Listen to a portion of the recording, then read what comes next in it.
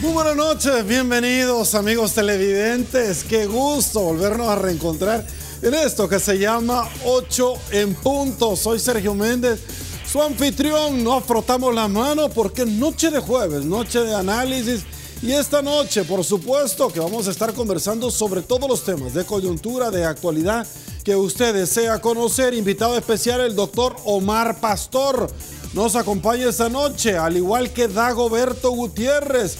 Y nos acompaña el doctor Oscar Godoy. También el doctor Miguel Fortín Magaña, por compromisos profesionales, no nos va a poder acompañar esta noche. Desde aquí hasta allá, un abrazo, doctor. Le planteamos la pregunta rápidamente, señores. La pregunta que esta noche vamos a articular, ¿cuál es su opinión? ¿Qué tanto los órganos del Estado están tratando de tener austeridad para que el gobierno realmente tenga liquidez? Se la planteamos y aquí está para que usted, por supuesto, nos comente.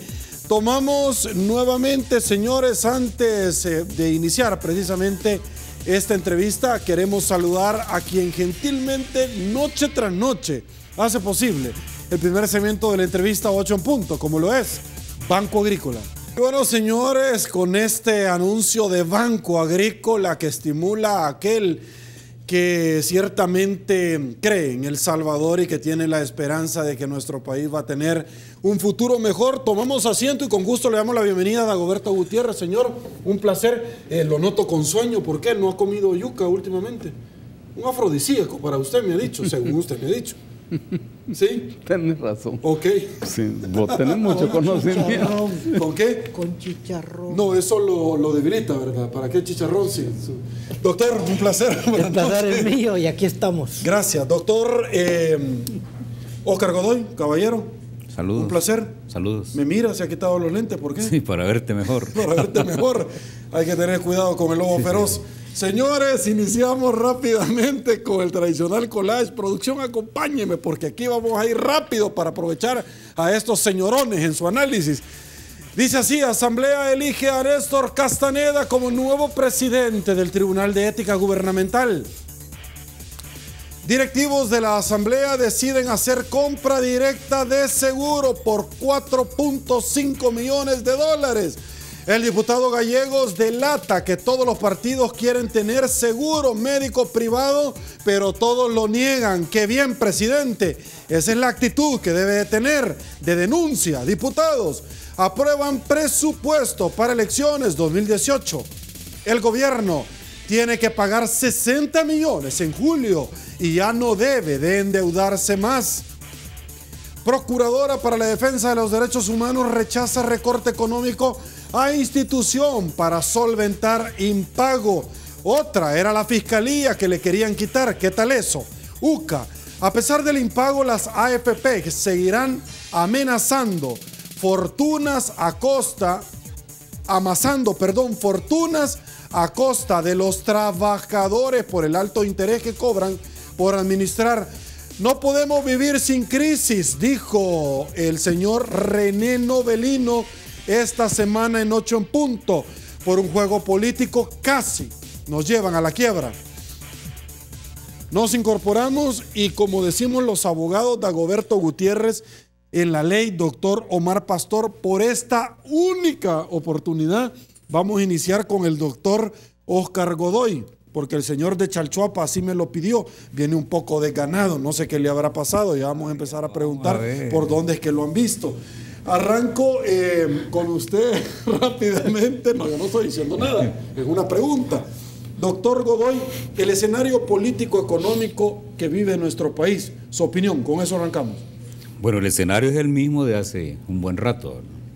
A nivel macroeconómico, las cifras por el suelo, los indicadores económicos principales del país no se recuperan. La velocidad en que se mueve el dinero se ha ralentizado, la renta que genera el capital se ha ralentizado, la productividad, la producción, las cifras de empleo, son indicadores que son adversos a las expectativas de la gente. No digamos la microeconomía, o sea, la economía de la gente, la economía de las familias, donde cada vez es más difícil, que aunque la crisis se ha mantenido como tal por largo rato, la capacidad adquisitiva de miles y miles de familias en este país se ha reducido de manera drástica, a tal punto que esta crisis económica ha golpeado de manera fuerte a las clases medias, que es donde uno mide qué tanto se desarrolla un país. Clases medias que son la expresión de que una economía está creciendo, que está avanzando. Es un segmento de la población que ha deteriorado fuertemente su capacidad de compra, su capacidad de pago, y eso obviamente tiene impacto directo en las decisiones que se toman en la familia, como por ejemplo en qué escuela, en qué colegio van a estudiar los niños, las niñas, qué tipo de productos van a consumirse, cuáles van a sacrificarse, renunciar a la posibilidad del ahorro. No digamos en aquellas familias donde uno de sus miembros ha perdido empleo y no tiene posibilidad en este momento de reinsertarse al mercado. Las cifras del Banco Central de Reserva pues ya desde hace rato dejaron de ser creíbles. Se ha discutido bastante de que el BCR es una cocina de datos que no reflejan realmente el acontecer de la economía del país. Las empresas enfrentando altos costos de la producción y la última crisis que está golpeando al sector empresarial, el problema de las aduanas, ¿verdad?, que ya va por largo rato y que nadie se hace cargo de enfrentarla. El señor ministro de Hacienda lo que hizo es lavarse las manos, ¿verdad?, ante las preguntas que se le hacen de por qué la inoperancia del sistema de aduanas en el país. En general, la economía no vislumbra posibilidades de recuperarse en el corto ni en el mediano plazo. Hay que apretarse el cincho en todos los sentidos. El único que no se aprieta el cincho es el gobierno y es el que tiene la caja segura, ¿verdad?, lamentablemente. Ok, doctor Omar Pastor, voy con usted. Mira, creo que en parte es cierto lo que dice el doctor Godoy. En parte, ¿qué parte no? A eso voy. Ok. Porque le faltó mencionar el aumento al salario mínimo. Cuando se aumenta el salario mínimo, es indiscutible, y siempre ha sido así en el país, le aumentan a los productos de la canasta básica. Y se duplica, triplica o cuatriplica las ganancias de estos señores. De tal manera que quien sale desfavorecido al final es la gente, el pueblo. Y por eso en un programa anterior, tal vez te recuerdas, yo sostenía que el gobierno debe de tener la capacidad y el valor de conformar un instituto, un organismo especializado en controlar o para controlar a las empresas y a los mercados. ¿Por qué? Llevar el control de los precios para evitar que se aumente al producto el precio en razón del aumento al salario mínimo. Pero eso lo vengo diciendo desde hace como 10 años, hombre. En otros canales, en otros medios. Y nadie se hace cargo. Que es difícil, sí, lo entiendo, que es sumamente difícil. Pero si se lograra siquiera hacer un organismo para medio disuadir, creo yo que la cosa sería distinta. Porque no se atreverían a aumentar el precio al producto y sobre todo de la canasta básica. Eso creo yo que hace falta en el país desde siempre, no de ahora. En consecuencia, por eso decía en parte, porque no lo mencionó el doctor Godoy. Por lo demás, es cierto, si aquí la crisis económica es clara, terminante y real. Ok, Dagoberto Gutiérrez, voy con usted. Antes, permítame, caballero, quiero saludar. Este día llegué al Centro Nacional de Registro y me atendieron tremendamente, como siempre lo hacen, y me dijeron que ellos están muy pendientes de la entrevista 8 en punto y que les mandaron un saludo, y yo les mando un saludo. También quiero mandar un saludo a Giovanni Cuellar y también a Marco Rodríguez, hijo y padre. Así me lo pidieron y así se los hago llegar. Voy con usted, ¿Cómo no? En primer lugar, mi pesar por la muerte de Chanito Ábrego. Murió a los 79 años. El sábado de gloria, este sábado de gloria. Muy conocido en Olocuilta. Mi pesar a su esposa Griselda, a su hijo Walter y a sus amigos. Era una persona muy conocida. Una buena noticia que la CELAC se reúna en El Salvador el próximo martes.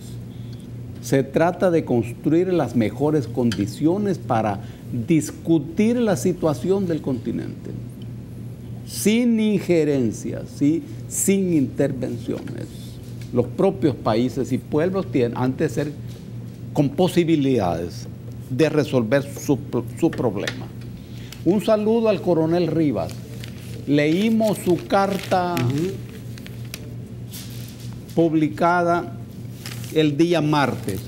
Deseamos que la situación de Carlos Guillermo se resuelva, que se determinen las responsabilidades en ese asesinato.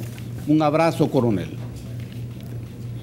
Un saludo a doña Marielos y a su hija Marielos. Que todo vaya bien, que tengan muy buena salud. Y una buena noticia, el viaje del Papa Francisco a Egipto. Ahí va a haber una reunión con los musulmanes, ya en el marco de la nueva visión de la relación de la Iglesia Católica con todas las religiones del mundo. ¿Ya? Ya. Don Dago, aguántame un ratito. Regreso con usted. Me están pidiendo pausa publicitaria y volvemos con mucho más, ya con el análisis propiamente. Pausa, volvemos.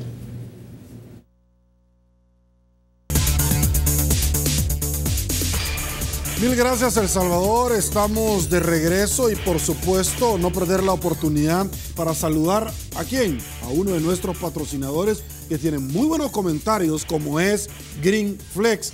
Y es que déjeme comentarle que Green Flex promueve la movilidad y la flexibilidad de tus articulaciones. Soy Sergio Méndez y aquí vamos por más.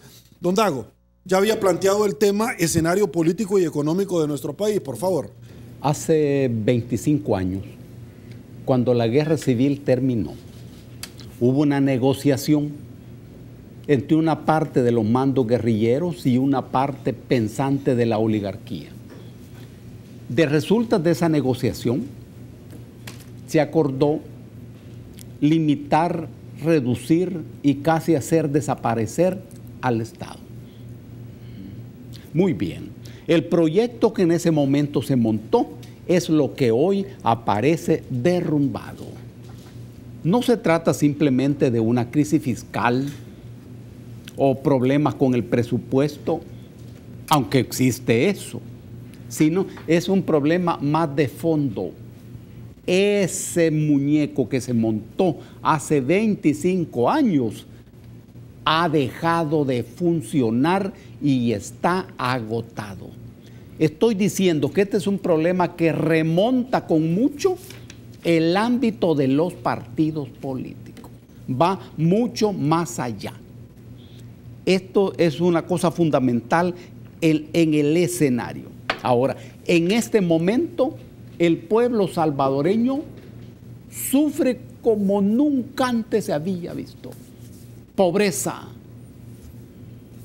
angustia, salarios de hambre, incertidumbre, las capas medias ofendidas, humilladas y tratadas de muy mala manera, mientras una pequeña y opulenta cúpula financiera acumula las riquezas. Esto establece una distancia muy grande entre los que tienen todo y los que no tienen nada. Se configura una situación en donde los de arriba no pueden seguir gobernando como antes y aún está pendiente que los de abajo no quieran seguir siendo gobernados. Este lunes celebramos el 1 de mayo, el Día Internacional de los Trabajadores. Es importante que esto se refleje en los mensajes de los trabajadores que vamos a desfilar en las calles de nuestra capital. La guerra social que siguió a la guerra civil y que se germinó hace 25 años es el problema político fundamental, sin cuya solución no se puede pensar en un proyecto viable. Hay que saber que las pandillas son a esta altura un verdadero movimiento social y son una fuerza coherente y cohesionada, con capacidad de movimiento político y con capacidad de negociación. Y hoy viene la campaña electoral, que resulta ser un acontecimiento intrascendente en la medida que no aparece vinculado por ningún lado ni al abordaje ni a la solución de esta crisis a la que nos estamos refiriendo. He dicho intrascendente. Y la noticia que se refiere a que hay dificultades para el financiamiento de la campaña electoral no resulta tan angustioso como se está presentando. Porque si falta dinero para los hospitales, si falta dinero para las escuelas, eso sí es angustioso. Si se ha sacado dinero de esos rubros, eso es grave, porque ofende y hiere más al pueblo. Ahora bien, lo que se sabe es que la gente no está interesada en ir a votar. Y también se sabe que muy probablemente se va a dar aquí una abstención de no poca importancia. En definitiva, esto está pendiente. Ahora bien, para el FMLN hay ya importantes lecciones que debe tomarse muy en cuenta. El FMLN capturó el aparato del Estado, pero no capturó el poder del Estado. Y cuando eso ocurre, el control del aparato del Estado es movedizo e incierto, tal como les ocurre a ellos. La lucha que se observa, más bien el pleito, no es porque este sea un gobierno vinculado a reformas de la economía, reformas políticas, reforma de la cultura, de la vida de las personas. No hay nada de eso. Y no hay una confrontación entre izquierdas y derechas, como sí aparece en otras partes del continente. Y hay que saber qué es lo que le interesa al FMLN en esta coyuntura. Y también qué es lo que le interesa a Arena. Uno entiende que Arena está interesada en asfixiar al gobierno y al partido. Pero ¿estaría interesado en darle muerte? Ahora, Arena está interesado en capturar el aparato del Estado, pero está interesado en capturar un aparato del Estado de ruido y agónico. Ahora bien, eso pasa por una negociación. Y hay que saber qué es lo que le interesa al partido de gobierno en este momento. Nadie debe asegurar que va a ganar las elecciones, porque esto, hoy como nunca, es un tema muy volátil. Ok, caballeros, hablemos acerca de la situación económica que vive nuestro país, que en el mes de junio se deben de honrar nuevamente los intereses de las pensiones y también en el mes de septiembre. Y es que el erario público ya no puede someter la carga tributaria a más empréstitos, y particularmente por la triple C de la cual nos hemos canjeado y que hemos llegado a un estado equiparable dentro de las casas corredores de riesgo a como está Venezuela, que ya vamos a hablar de ese país del Cono Sur. Me desplazo, quiero hablar acerca de la austeridad que debe de mermar no solamente dentro del órgano ejecutivo, sino en toda la cosa pública, y pareciera que a muchos no les cae el 20, porque algunos quieren seguir con esa dinámica de disfrutar de las mieles del placer a costa de muchos salvadoreños que se están asfixiando cada vez más y por supuesto amarrando un poco más el cincho. El diputado y presidente de la Asamblea Legislativa, Guillermo Gallegos, denuncia algo con mucha gallardía que me parece adecuado, oportuno y preciso. Gallegos delata que todos los partidos quieren tener seguro médico privado. Mire qué bonito, porque está hablando de todos los partidos, aquellos que de una u otra forma nos acompañan en esta tribuna de entrevista y se dan baños de pureza diciendo que no lo quieren en público, pero en que en privado sí les gustaría. Fuimos a las calles del Gran San Salvador y le preguntamos a los salvadoreños, ¿qué opina usted con relación a la compra directa de un seguro privado? 4.5 millones de dólares en estos momentos de hambre, de crisis. Y esto nos dijeron. Escuchemos. Realmente que si estamos hablando de que hay impago, de que hay mucha deuda, deberían de suprimir gastos, no a agarrar más gastos, porque si no, ¿quién los vamos a pagar? Nosotros. Tomar un poquito un plan de austeridad y sobre todo con tomar en cuenta la situación que se está viviendo. Es un poquito difícil. Yo creo que principalmente ellos son los que más gozan de beneficios a nivel del Estado, ¿verdad? Entonces los que deberían de iniciar por recortarse los salarios y algunos privilegios son ellos, ¿verdad? Para que realmente el pueblo, que es el que necesita, sea el beneficiado.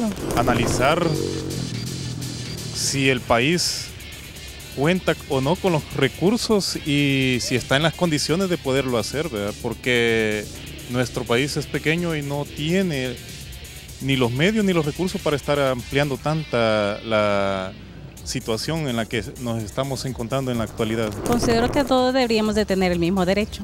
Así como todos pagamos seguro social y todos utilizamos el seguro social, ellos tienen el mismo derecho. Tal vez así podrían mejorar el seguro social para todos y no solo para conveniencia de ellos.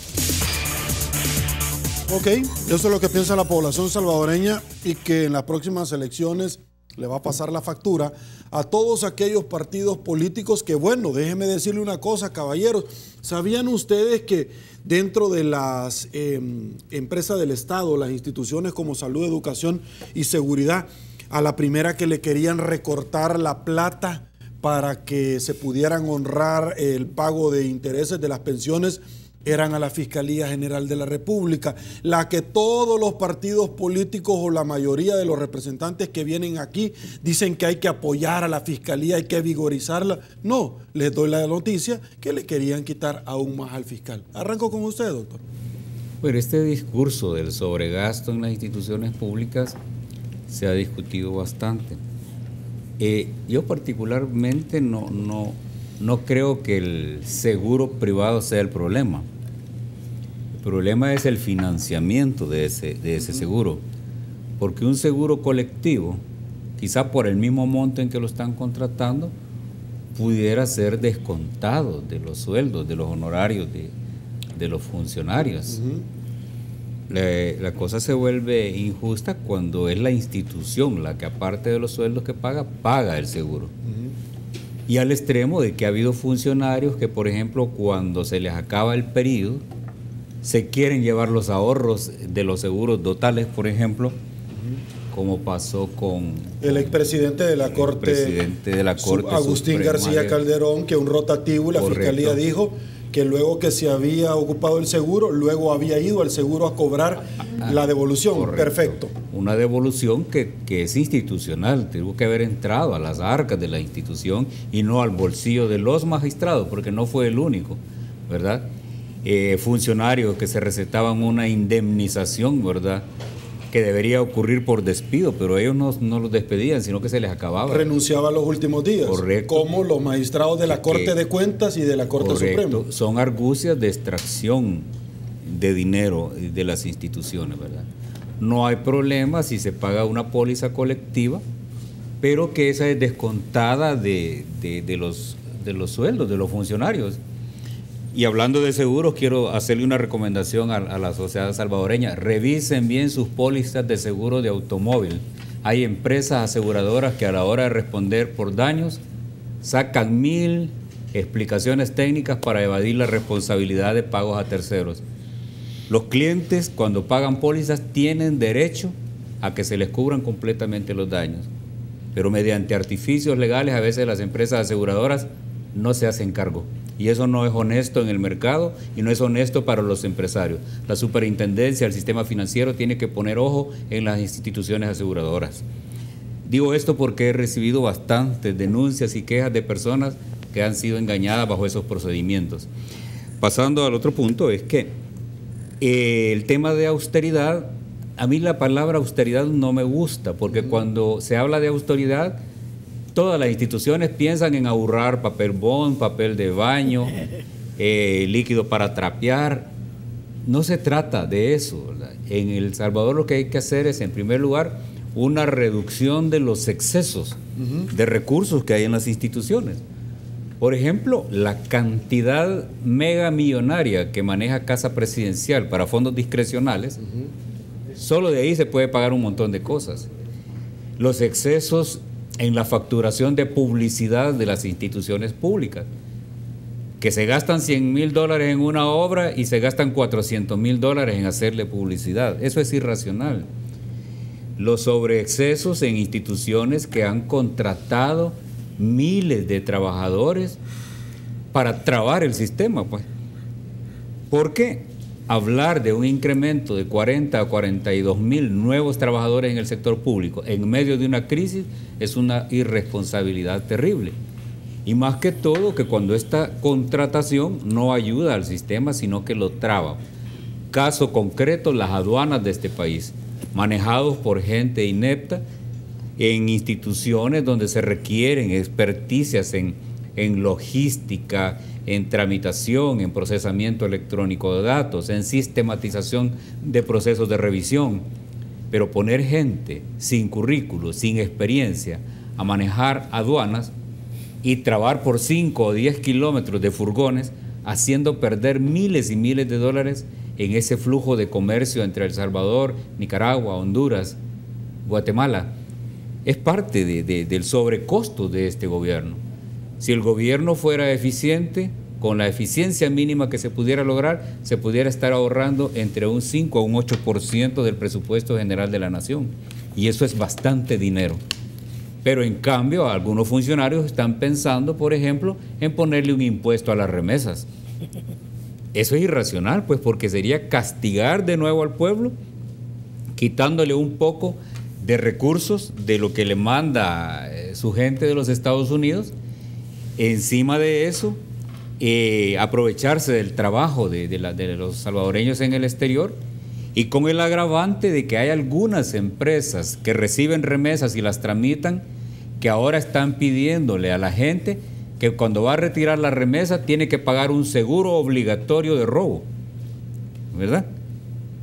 Y ese seguro no cubre ese primer robo de cobrarle $3.50 a cada persona por el retiro de la remesa. Esto es un sistema realmente tirado a la deriva. La gestión del gobierno no puede ser peor quizá en este momento. La irracionalidad en el uso de los recursos, el sobreexceso en el gasto, el despilfarro en algunas cuentas que no deberían estarse cubriendo. Y en paralelo, las instituciones claves que tienen que ver con la vida de la gente están en una crisis terrible, como el servicio de salud, por ejemplo. Qué cosa más terrible que ver a cientos de personas con enfermedad renal que no pueden recibir su tratamiento de diálisis porque no hay los materiales para hacérselo. Pero por otro lado, un funcionario se gasta $450,000 para hacer la marca país y $20,000 para hacer la fiesta de presentación de la marca. Es una insensibilidad extrema hacia los problemas de la gente. Es necesario que los políticos se pongan serios y se hagan cargo de la gente, ya se hicieron cargo de ellos mismos por mucho tiempo. Ok, doctor Omar Pastor, a mí me llamó muchísimo la atención cuando usted estaba diciendo el doctor Godoy acerca del tema de los seguros, porque solo ahí tenemos 4.5 millones de dólares. Entre todos los seguros de las demás instituciones, de pronto por ahí hacemos la cooperacha y hubiéramos pagado lo que teníamos que pagar antes de caer en default con relación a los intereses de las pensiones, entre otros temas. Pero me llama muchísimo la atención porque dentro de este escenario se da la posibilidad de que los funcionarios se iban a bajar el sueldo, pero y que no iban a ganar más que el presidente, como por ejemplo el que mencionaba el doctor Óscar Godoy de la marca País. Sin embargo, luego vimos a un secretario de comunicaciones decir, mire, pero es que nadie quiere ganar menos. Si me equivoco, me corrige. El presidente de la República, cuando usted manda, no suplica, doctor. Así es. Cuénteme. Mira, vamos a empezar con una pregunta. ¿Constitucionalmente somos iguales ante la ley? No. ¿Sí o no? Si somos iguales, ¿cuál es la razón para que estos señores diputados, para que estos señores de la Corte y funcionarios públicos en general no vayan al Seguro Social? Si no somos iguales, entonces sí, pues.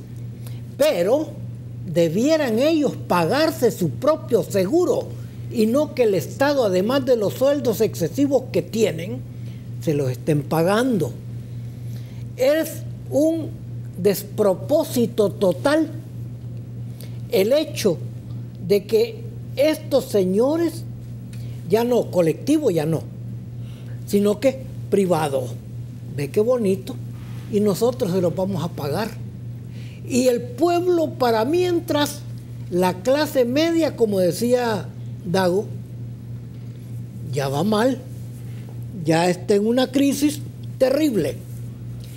Y yo entendería esa crisis, Dagoberto, si lo viéramos ideológicamente.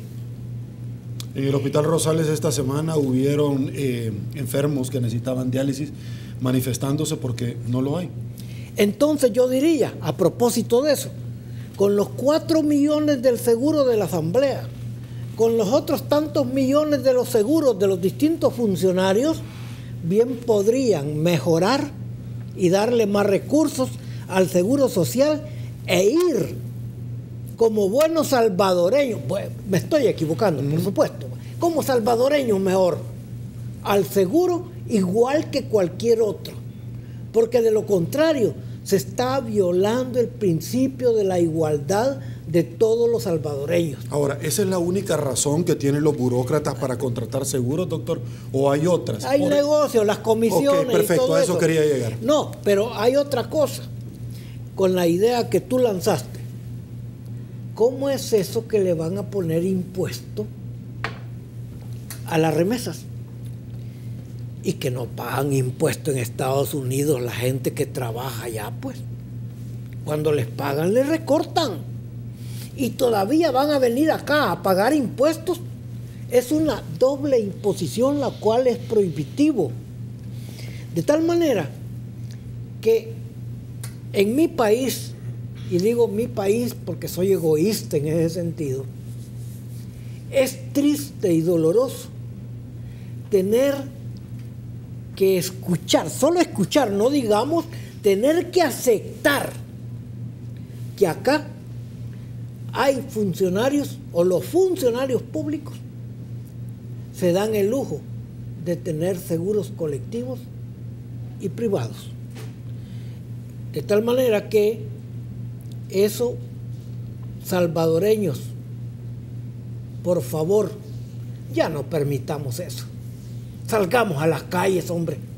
Eso es lo que yo podría recomendarle al pueblo y organicémonos para exigir a estos funcionarios que todavía no sé qué es lo que han hecho por el país para que respeten al pueblo. Ay, doctor, y de lo que me han contado a mí, que nos vamos a dar cuenta que de estos seguros en las negociaciones hasta cirugías plásticas se han hecho. Voy con usted, por favor. en una sociedad con economía capitalista, hay crisis económica cuando la economía de los sectores dominantes deja de producir ganancias o cuando se reducen estas ganancias de manera importante, aunque no haya pérdida. Eso no ocurre aquí. No. Ellos siempre. Estos sectores están con una economía boyante y de buena salud. Muy bien. Y la crisis social, esa es otra cosa. La crisis social resulta ser la que afecta a la gente, la que afecta a los trabajadores, la que afecta a los sectores medios, la que afecta al campesino y al trabajador en general.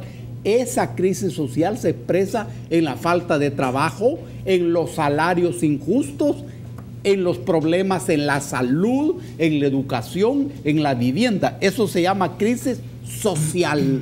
Esa es abundante en este momento en el país. Ahora bien, ¿y hay crisis política? Sí, pero referida a la disputa por el aparato de gobierno o el aparato de Estado.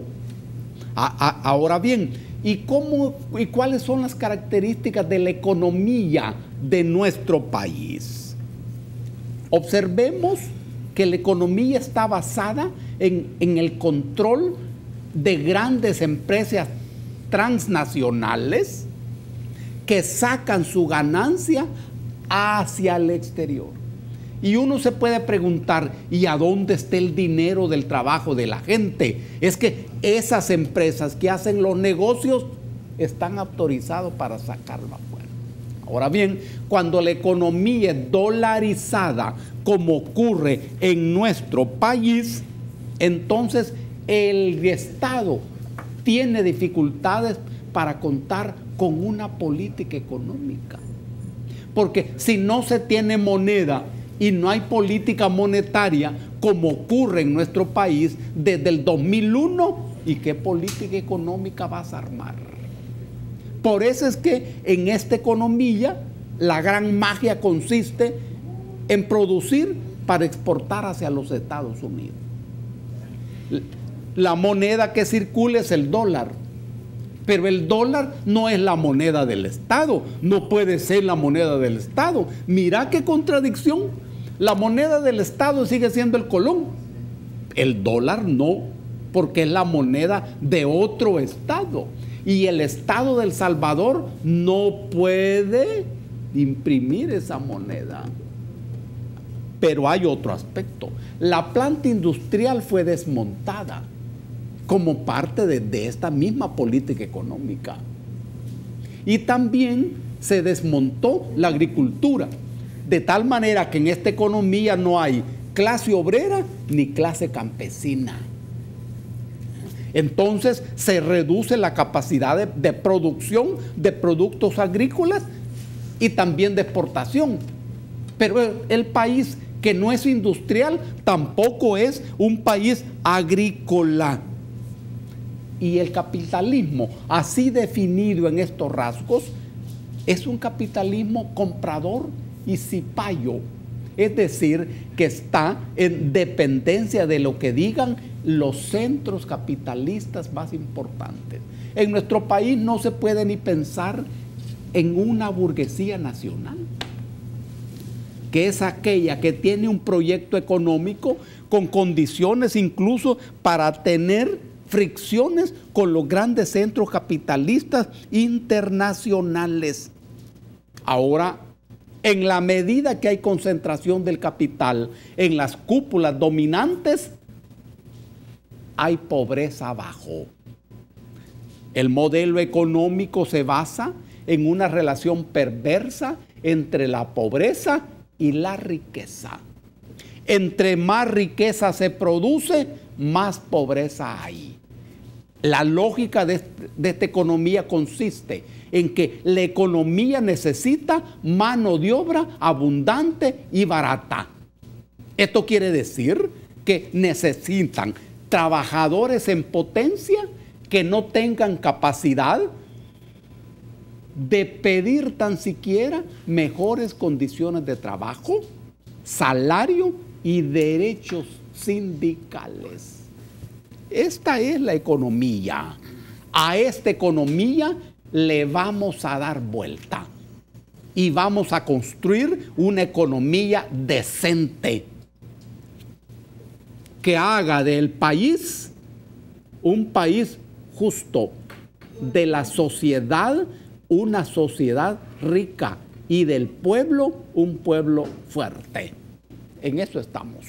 Ok, yo creo que antes de irnos a la pausa valdría, caballeros, la oportunidad no pedirle a la Corte de Cuentas porque también compró sus seguritos, ¿verdad? Al igual que la Asamblea Legislativa, pero quizás sacar en una página cuadriculada de pronto todas las instituciones y ver quiénes son don Dagoberto, Óscar Godoy, doctor Omar Pastor, quiénes son las aseguradoras y en qué institución se repiten y por qué, si llevan un proceso de elección como la LACAP. Y ahí, por supuesto, nos vamos a explicar muchísimas preguntas de por qué se siguen dando los seguros. Pausa, volvemos.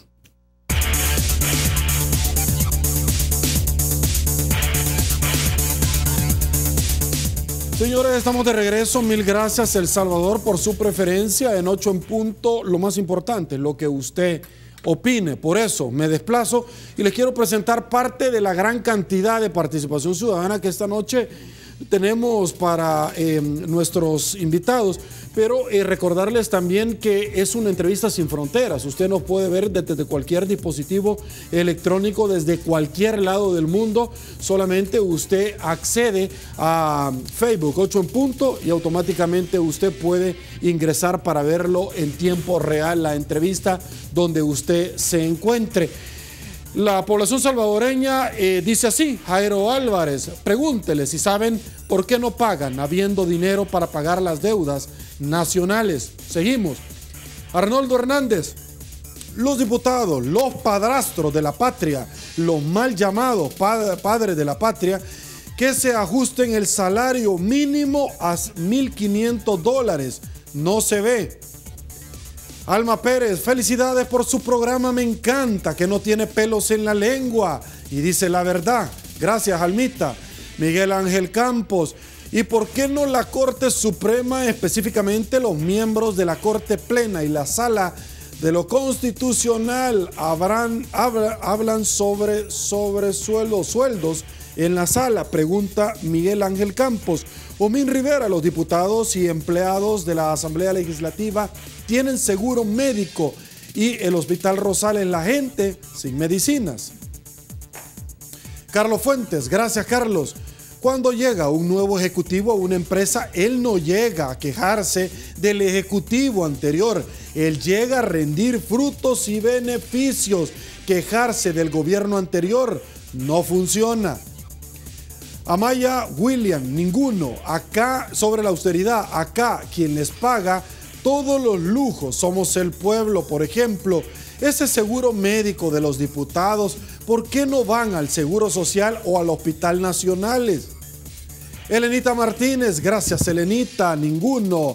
Por favor, siempre en el tema de la austeridad, si todos solo piensan en su propio bienestar, ¿de dónde la austeridad?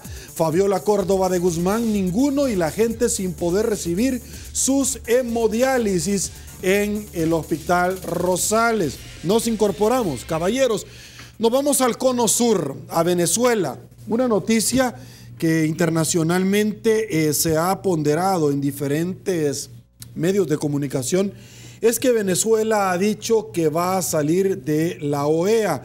En alguna medida, unos dicen, señores, la autodeterminación de los pueblos no tiene por qué haber injerencia de otros gobiernos en este país venezolano. Otros dicen, no, señores, desde el primer momento en que ustedes han financiado empresas en otro país para tener injerencia, desde ese momento a nosotros nos nace el derecho para poder ingresar en ese ámbito, porque usted suscribió, usted fue parte de, y es parte de la OEA, por lo tanto nosotros lo podemos hacer.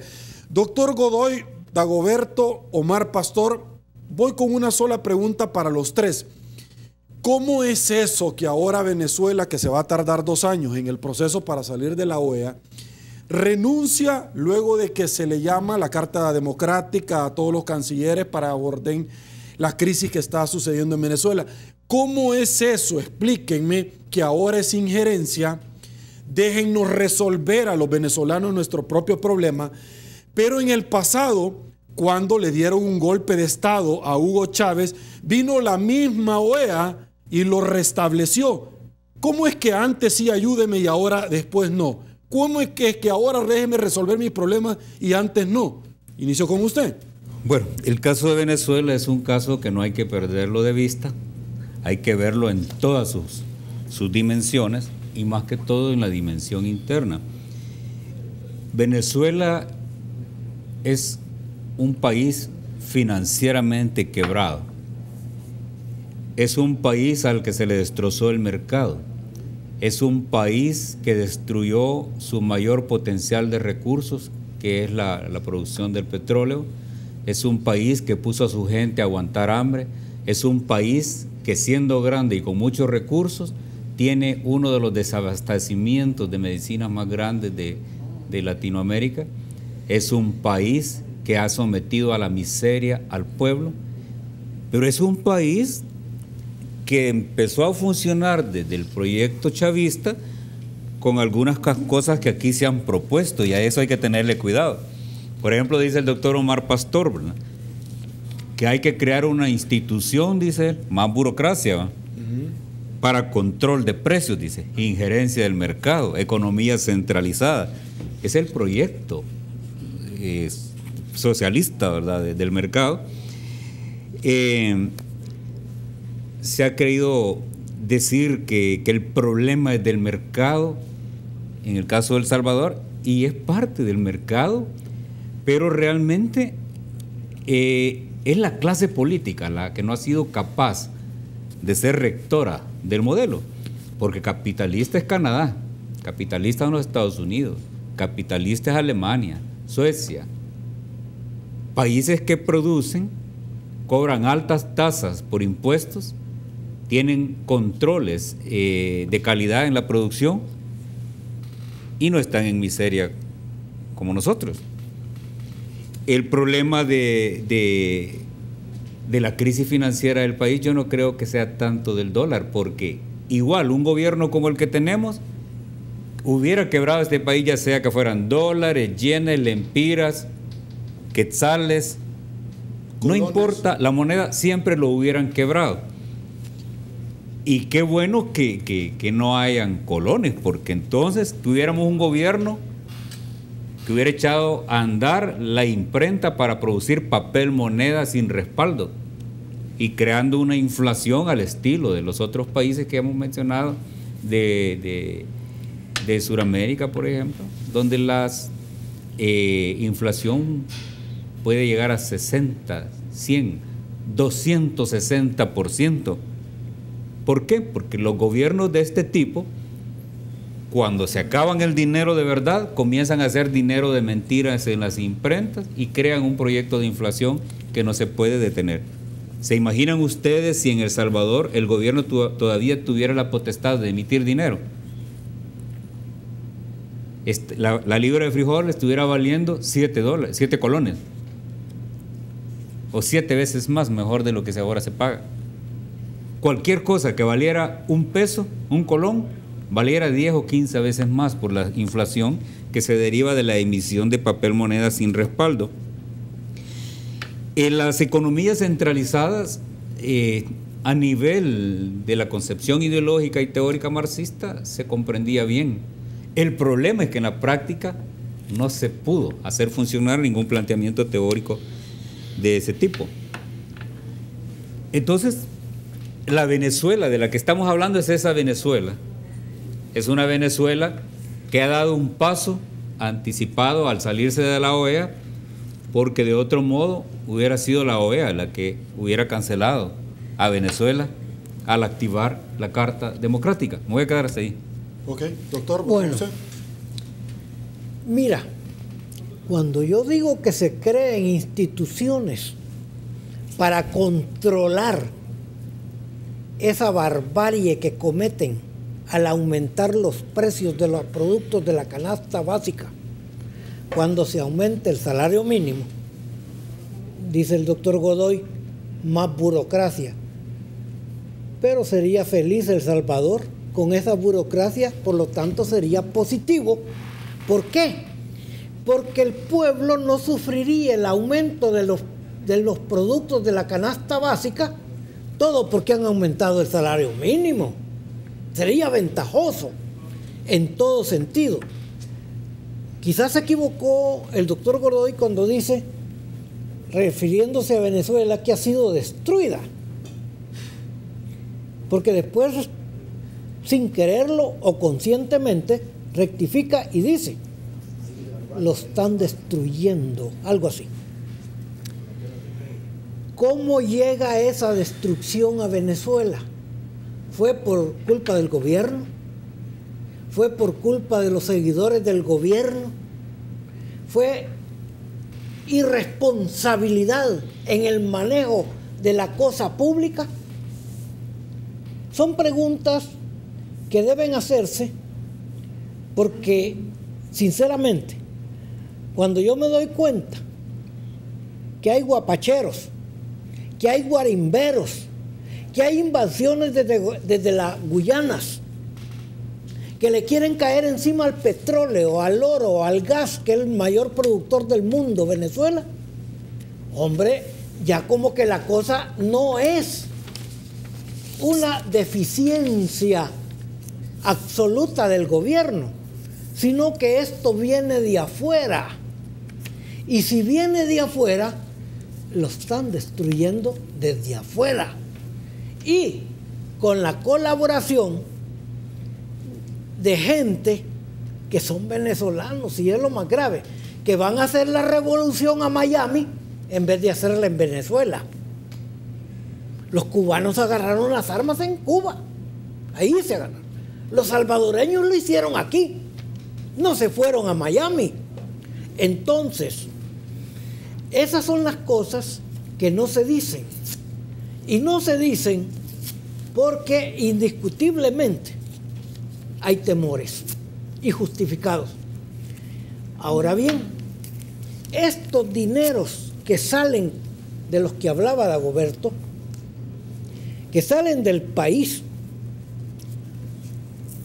y no se quedan para fructificar acá al interior, la pregunta sería, ¿y estas empresas están cumpliendo con la Constitución cuando nos dicen que la propiedad y todo lo que concierne a ellas debe ser en función social, Dagoberto?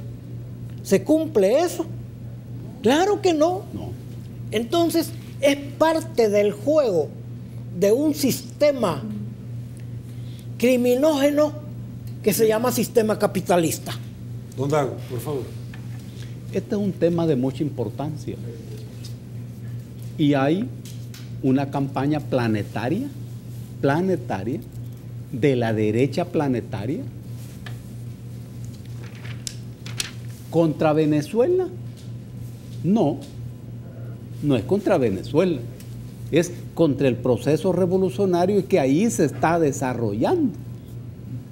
¿Y cuáles son los delitos que ese proceso ha cometido? Que se ha ganado el odio y la inquina de las derechas de todas partes. Es que en primer lugar recuperó para Venezuela su petróleo, su gas, su oro, sus metales y sus minerales. Eso era propiedad de los Estados Unidos y propiedad de las empresas internacionales. Hoy es propiedad de ellos. Y claro, en ese proceso hay amigos y yo ayudo a mis amigos. Claro, esa es una decisión soberana. ¿Y acaso no es eso lo que hacen todos los estados? Es lo mismo. Pero además hizo otra cosa. Ese proceso contribuyó a organizar a las economías de Sudamérica para crear una economía propia. orientado a crear una moneda propia. En el momento en que en el mundo se discute y se disputa el aparecimiento de nuevas monedas en la canasta de monedas. Y ese proceso sin los Estados Unidos. Ese es otro delito. Pero hay otro delito. Es que ese proceso revolucionario establece alianzas con Rusia, con China, con Irán, Suráfrica y todas esas potencias económicas y militares que hoy disputan la hegemonía del imperio estadounidense. Entonces, eso es otro delito. Pero ese proceso revolucionario tendió su mano solidaria a Cuba revolucionaria en los momentos en que Cuba necesitaba. Ese es otro delito. Pero ese proceso revolucionario también adoptó una constitución con figuras renovadoras, afianzando e institucionalizando todo ese proceso. Este es el problema. Ahora, ¿y ese es un problema salvable para la derecha planetaria? No. No. Es decir, está planteada esa confrontación. Ahora bien, y vos preguntate otra cosa. ¿Y por qué las derechas de Europa, de Asia, de América Latina, del norte, están concitadas contra ese proceso? Es que Venezuela es un país geopolíticamente estratégico. Frente a nosotros, el último país del continente es un imperio. Ahora, aquí viene el papel de las derechas venezolanas. Es que esa es una derecha torpe. Y este es un problema para los imperios. ¿En quién se apoyan? Y fíjate vos que ese proceso fue encabezado ni más ni menos que por un coronel del ejército, formado por los Estados Unidos, apoyado en el pensamiento de Simón Bolívar, ni más ni menos que el pensamiento de Simón Bolívar, que es un pensamiento antiimperialista. Y esa oposición surge en un país en donde los dos partidos políticos más importantes, la democracia cristiana y la socialdemocracia, prácticamente desaparecen. Y vos te fijaste que esa oposición captura la Asamblea Legislativa, pero no sabe qué hacer con ella. No sabe qué hacer con ella. Por eso han invocado la OEA. Vamos a analizar en otro programa, porque este Sergio me está tan gallando ya, el papel de la OEA. Esta es la carta de la OEA, que se basa en la no intervención. No intervención. Y Venezuela ya está fuera de la OEA. Totalmente afuera. El artículo 143 de la Carta de la OEA establece esa figura. Yo puedo denunciar esa carta. Es un procedimiento de 2 años. De 2 años. Pero en 2 años pueden pasar muchas cosas. Nada. Venezuela está fuera de la OEA, ya. Ahí no hay ningún problema. Perfecto. Ningún problema. Lo vamos a analizar. No, yo no tengo tiempo, doctor. Va a ser en otro programa, vamos a analizar lo de Venezuela sobre pero si ya va a deber 3 minutos para hablar sobre lo que decía Dagoberto. No tengo 3 minutos, ¿verdad? rápido. No, después, en otro programa. Perfecto. En otro programa. Pausa, volvemos.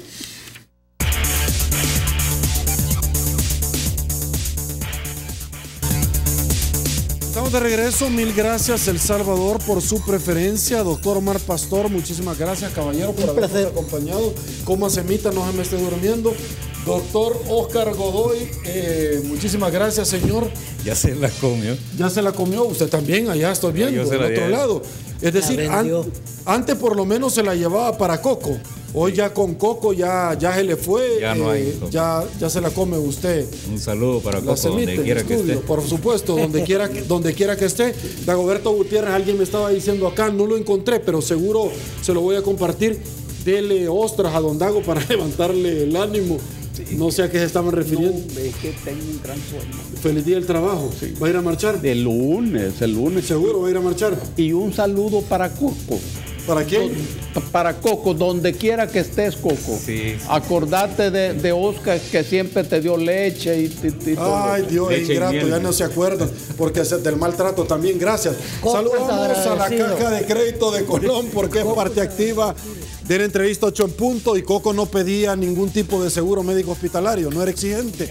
La pregunta es esta, la que le planteamos. En su opinión, ¿qué tanto los órganos del Estado están tratando de tener austeridad para que el gobierno tenga liquidez? Un 5% mucho, un 11% poco, un 84% nada. 351 votos sin haber terminado la entrevista. Siga participando. Olimpia 33 se viene. Soy Sergio Méndez. Así están las cosas hoy por hoy en nuestro país. Si le gustó la entrevista, comente la mañana. Será hasta mañana. Comente que no se levantó Dagoberto Gutiérrez esta noche. Pase muy buenas noches una vez más. Que el Señor los bendiga a todos.